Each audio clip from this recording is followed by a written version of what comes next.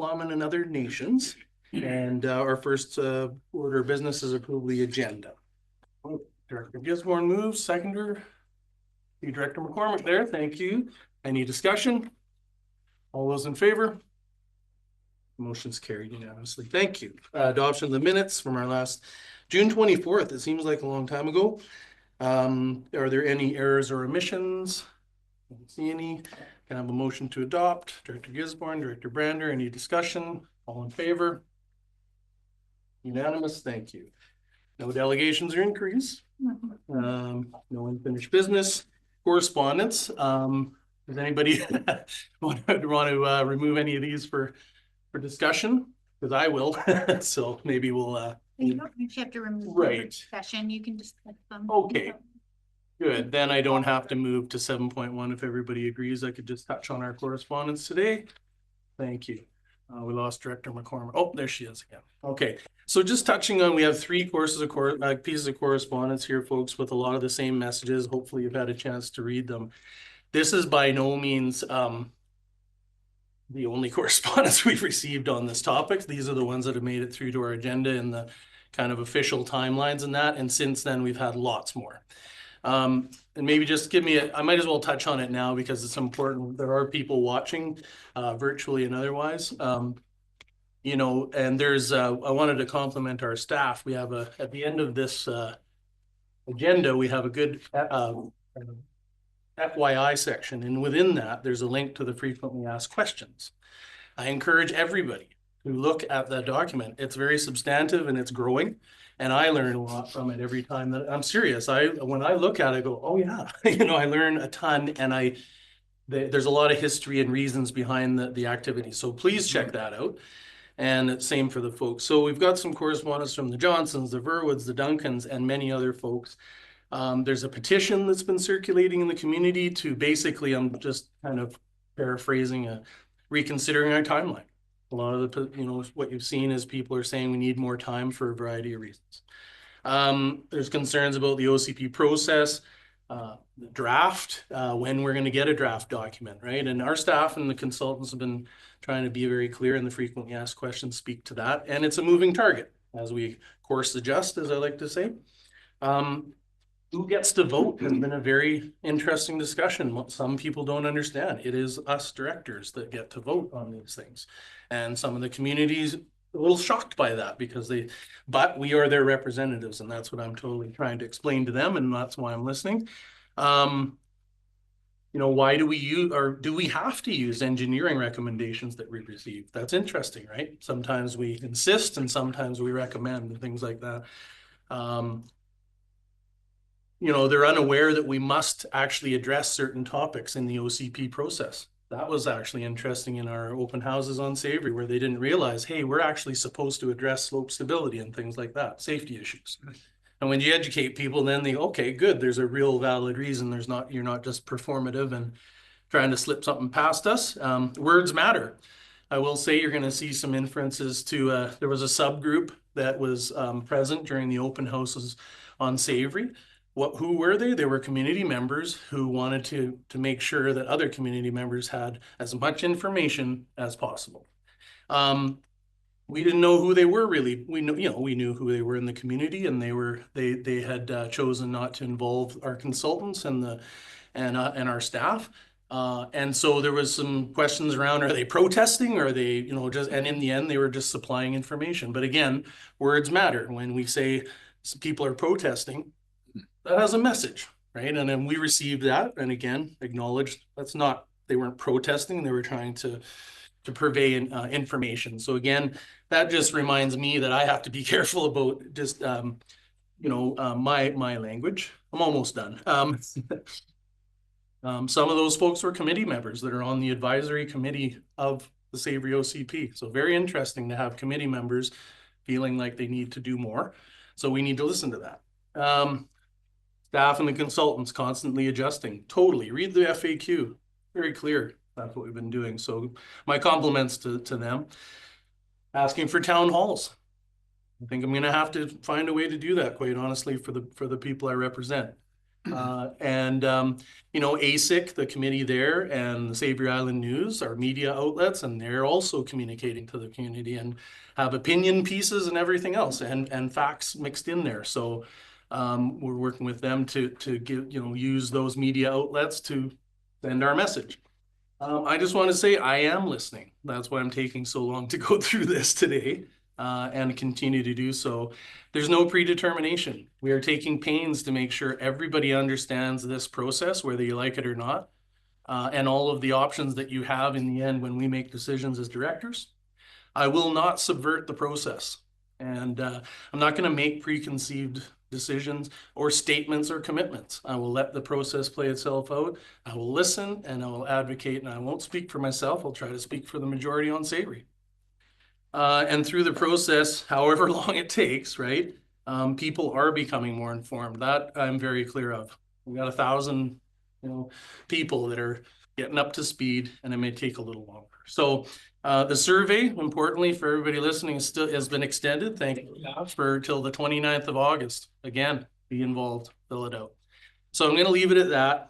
We are continuing to receive correspondence. I try to respond to as many emails as I can, as timely as I can. So any questions from directors, I'll give you the liberty of Director Gisborne. Yeah, I just want to say, you know, I've been paying attention to what happens with land use regulations in the rural areas for a very long time. I'm actually even joined the Savory Island Facebook group just as an observer. Every now and then I want to comment. I say, no, Mark, watch. And I just want to say, one of the big challenges whenever you do public engagement is how engaged do the public get? And one of the big challenges around, you know, the province is, you know, quite often you go to engage the public and you get a small group, and that's essentially the only people that show up, and most people don't pay attention. What I'm seeing from this correspondence and even the things on the Facebook and all the other kind of stuff is they are engaged. And I like that. I like to see that the community's engaged, the OCP process and the OCP final document, whatever it is, it's going to be a lasting document. It's going to impact the community for quite a long time. And so when I'm seeing a lot of correspondence and I'm seeing people saying like, hey, I want to learn more. I know most members of the public aren't really keen on planning issues. But I would just say to the public, you know, stay engaged. Well, good on you guys for keeping informed. And it is a process, and we'll see where that goes. So I just want to say, you know, I'm actually kind of impressed with Savory Island with how engaged they are, because I know some directors that would just, you know, be screaming to get this kind of engagement. So yeah, good. So, thank you, Director Elliott. Just a quick question. So the survey that's open until August 29th, is that restricted to people who live or own property on Survey, or people who go there and use the island? Are they able to open? Great question, Ms. Rodden. Maybe I could ask you to elaborate. The Chair, the intent is that the survey is for Savory Island property owners. And, you know, anyone could go on and complete the survey, but one of the questions asked is your address on Savory Island. So when we collate and summarize the data, we'll make sure we don't include people that don't own property on Savory. Yeah. So to be clear, then hanging out on your boat off the beach is not considered an address? Through the chair. Well, maybe I'll answer that. We all have our input, but it is focused on the property owners on Savory. So thank you for that. And it did come up during our the advisory committee question that, and folks on Savory have asked that question. Who gets to have input? In this case, we're trying to focus on the property owner. Thanks. Any other questions? Director McCormick. Thank you, Chair. There's some real lessons, I think, that can be learned from the TxADA OCP review, which took place a few years ago. This document took several years to complete.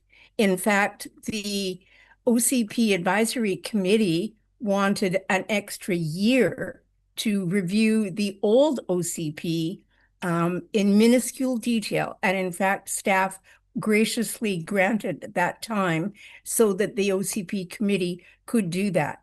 There's nothing wrong with taking additional time. I also want to mention the geotechnical stuff because that was an issue clearly in Area D, as it will be in every issue in every area where there are fluvial hazards, and that's probably every area in our region. There are non-regulatory ways of dealing with the fluvial hazard issue in the OCP. And staff have alluded to that. They've referenced that a number of times. But I just want to read you the line in the Texada OCP that could help alleviate some concerns. Thank you. There are no regulations in the Texada OCP regarding fluvial hazards. And what it says is site-level geotechnical assessments are recommended for subdivision and development proposals to ensure that buildings, roads, and waste disposal systems are properly sited to protect the development from hazardous conditions and to protect the environment from harm. It's stated very clearly, but there are no regulations, and I believe Savory, if the people so choose, could do a similar phraseology. So there are ways of dealing with the things that people are really concerned about. I think it's okay to take more time. And I also think it's okay to reference fluvial hazards without requiring regulations or development permit areas. So there's some lessons to be learned from what happened on Texada. The OCP is widely supported in the community, had great support from the advisory committee, and is still referenced to this day on a number of topics, most recently about Lot 6 and waste disposal. So I just encourage people to keep an open mind and take the time that people feel is necessary to do the detailed work, to have the community consultation. We did have town halls or community-wide meetings on Texada regarding the OCP, and they were very successful. So lessons to be learned, and I hope that this is helpful as the OCP process moves forward on Savory. So those are my comments, Chair. Thanks.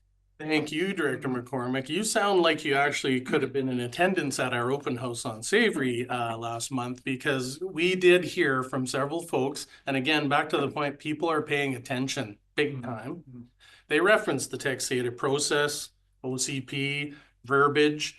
And again, as I stated earlier, there's a feeling in the community that that's the way this process is headed, but I will not subvert it, right? So I think if you listen to what I'm saying, there is a way to enshrine those recommendations versus requirements, right? And that's exactly what the process is trying to be very clearly identifying right now.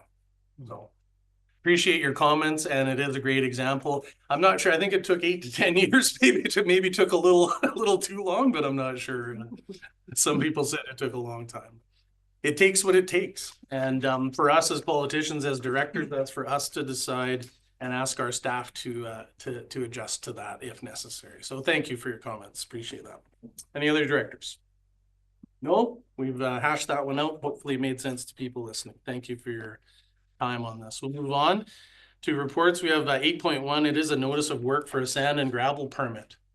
Electoral Area C, there's recommendations with 3 points there: a vegetative screen being maintained on Duck Lake Road, and adjacent private properties. Restoration and rehab is performed as opposed to such action at the time that's completed, of course, and a riparian area assessment by qualified professional. Director Brown, are you moving this? Yes, I am. Thank you. Do I have a seconder, Director Gisborne? Discussion? Right on the boundary of B and C. Yeah, seeing no discussion, all those in favor? Carried unanimously, thank you. And on to 8.2.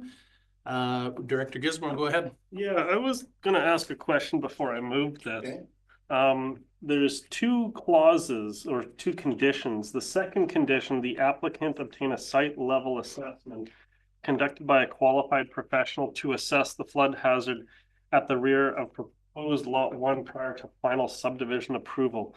Do we need to have that in there? Is that a requirement, or could we choose to opt out of it? And I'll give my reasons why if it's a possibility.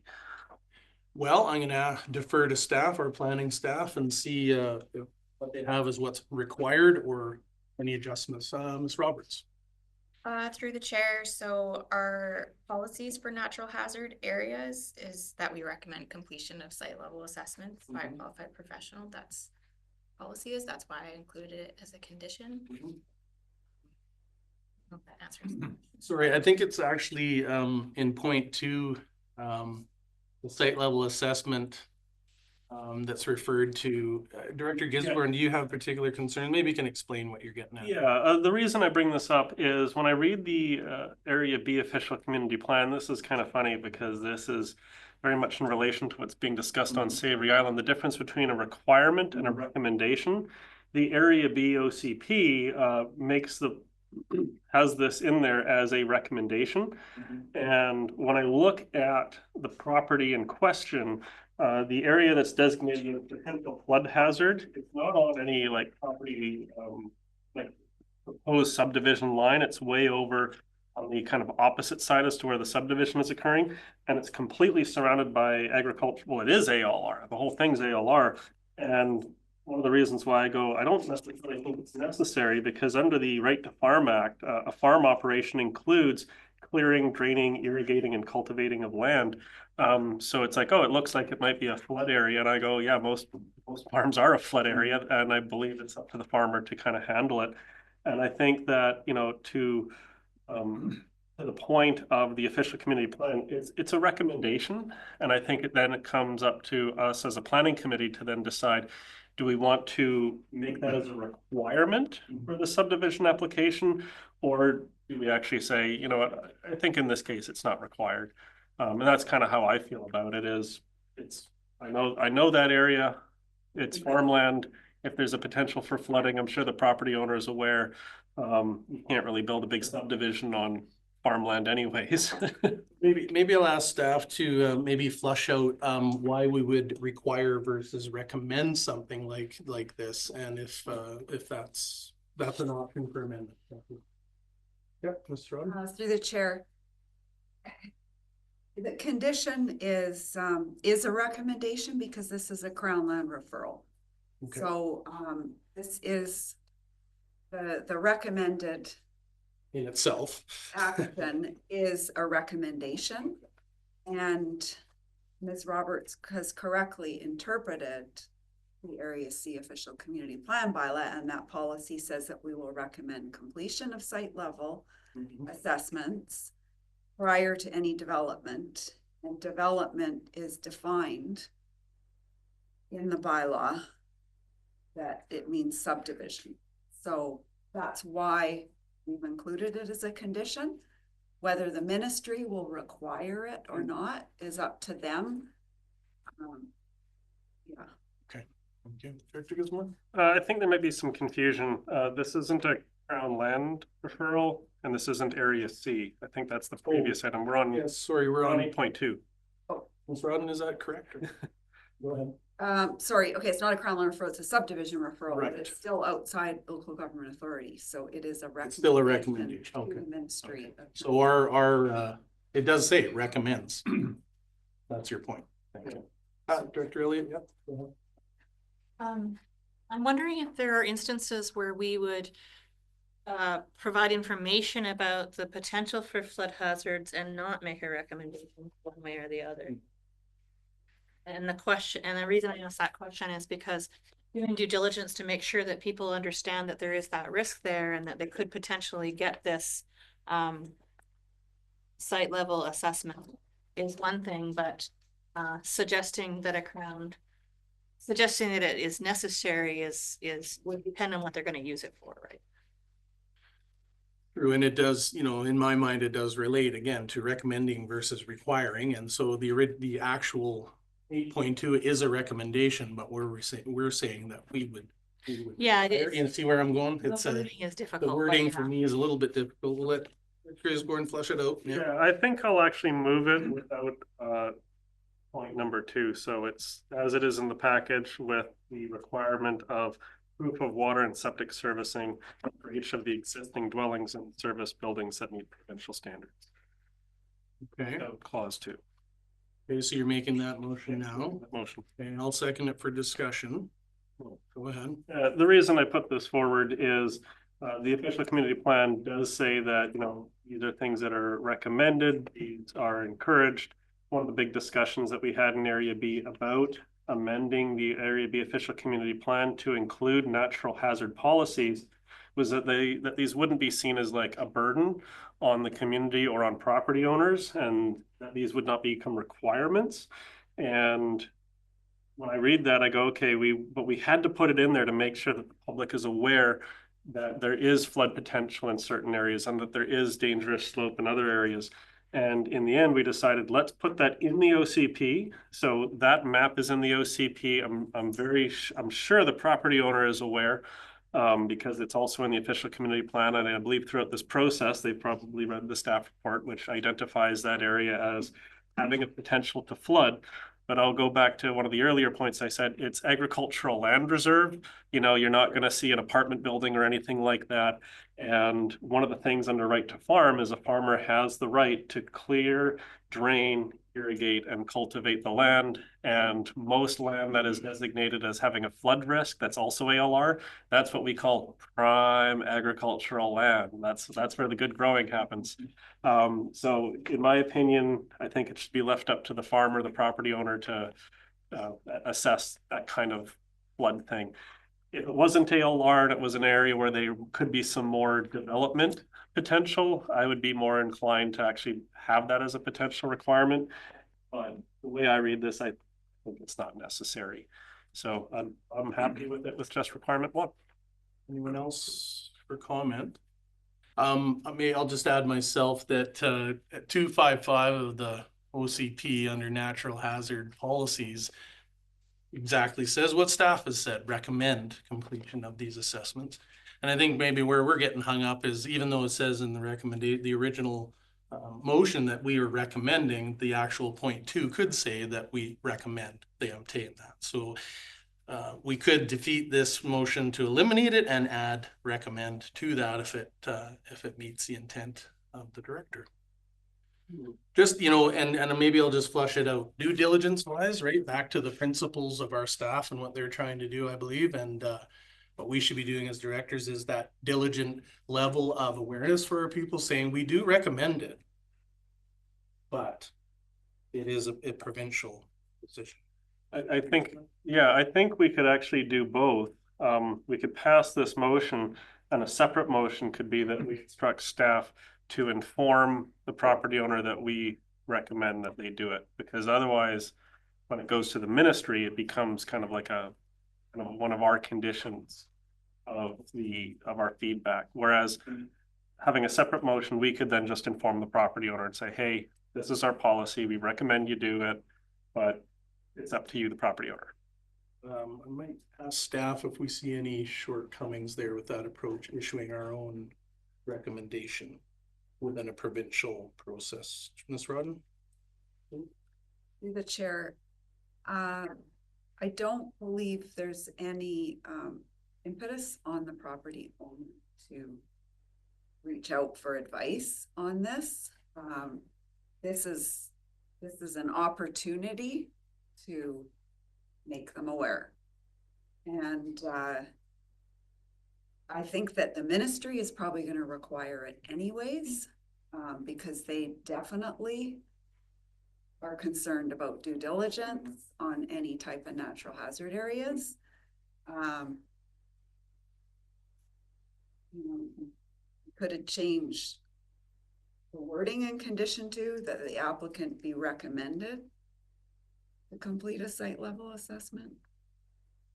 Thank you. I mean, that to me, just honestly, to the director with the motion on the table, to me, that makes sense. It's very clear, even more clear. We have a recommendation and within that specific ones. And I think that I'd hate personally straying into issuing directives from us regarding a prevent. It sounds like we're getting off of our mandate, but there's a process here. Director Guzman. So then I think it might be in order to have a amendment to include a clause 2 with the wording our planner just suggested, which would say the applicant be encouraged.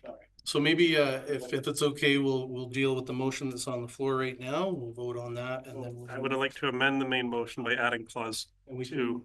can use that way. Or should we? I'm just making sure, right? Because I've done this mistake before.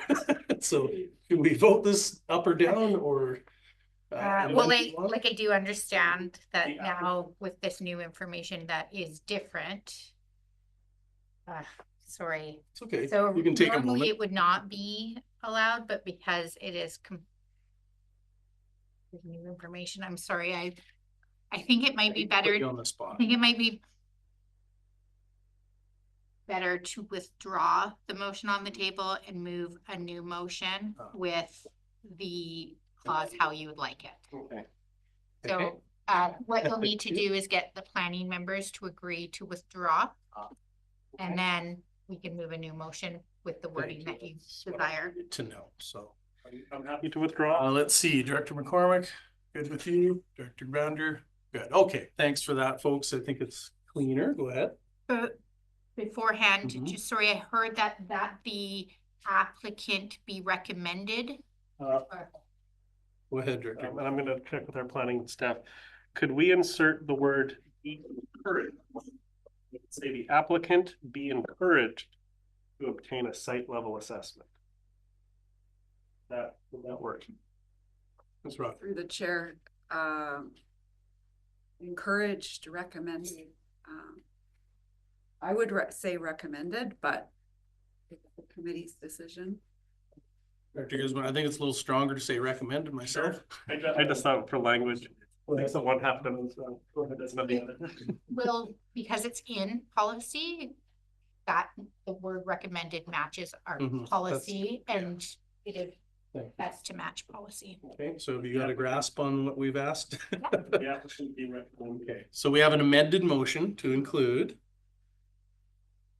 Or not amended, we have a new motion, thank you. and the second clause will read that the applicant be recommended to obtain a site level assessment conducted by a qualified professional to assess the flood hazard at the rear of proposed lot 1 prior to final subdivision approval. I'm happy with it. I think I moved that. Okay, do we have a seconder? I'll second it. Thank you. Discussion? Good, okay, put it to a vote. All those in favor? That's carried unanimously. Thanks. Thanks for working our way through that. Nice. No new business. Question period. Mr. Galinsky on the line? Galinsky from the Peak is here, Chair. Thank you very much. The meeting is pretty clear. I don't have any questions this afternoon. Thanks for the opportunity. Thank you. Anybody else online? Before we call this meeting to adjourn, I know we've adopted the minutes, but I did just run into one slight error in the minutes. Okay. It's under item 6. It says at the request of Chair Gisborne, item 6.1 be placed under the heading business arising from correspondence. I do believe it should say the request of Director Gisborne, because I don't believe I was chairing that meeting. So that's just a clerical, we don't need to, that can be. But thanks, good eye. All right, heading back down here, no proposed in-camera session. We are adjourned. Thanks.